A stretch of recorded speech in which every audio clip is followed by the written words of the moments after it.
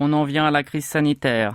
Un premier cas du variant XL du coronavirus a été repéré en Corée du Sud. Il s'agit d'un patient asymptomatique testé positif le 23 mars. Il aurait achevé son schéma vaccinal complet de 3 injections. Le mutant en question, issu d'une recombinaison entre 2 sous-variants d'Omicron déjà existants, le BA1 et BA2, a été détecté pour la première fois au Royaume-Uni en février. Depuis, un total de 66 cas y ont été comptabilisés.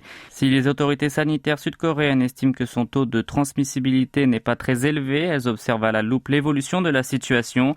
Par ailleurs, l'épidémie continue de reculer. Ces dernières 24 heures, quelques 217 000 contaminations supplémentaires ont été recensées, 55 000 infections de moins qu'une semaine plus tôt. Même constat pour le chiffre des décès, 171 victimes additionnelles ont été enregistrées en l'espace de 24 heures. C'est la première fois depuis le 16 mars qu'il tombe en dessous de 100. Le nombre quotidien moyen de nouveaux cas de Covid-19 de la première semaine d'avril a lui aussi régressé de 28,6% sur 7 jours. De plus, selon les autorités de santé, les malades admis en soins intensifs et les décès sont désormais eux aussi sur la pente descendante. Seule ombre au tableau, les plus de 60 ans représentent 90% des victimes. L'ouverture de la 4e dose de vaccin pour les seniors devrait être de ce fait annoncée demain.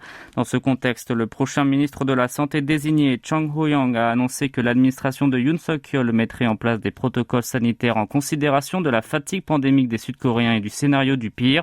Par ailleurs, les mesures de distanciation sociale en vigueur arrivent à leur échéance ce dimanche. Celles à appliquer dès le lendemain seront annoncées ce vendredi. Beaucoup estiment que la plupart des contraintes seront alors levées, sauf le port du masque en intérieur.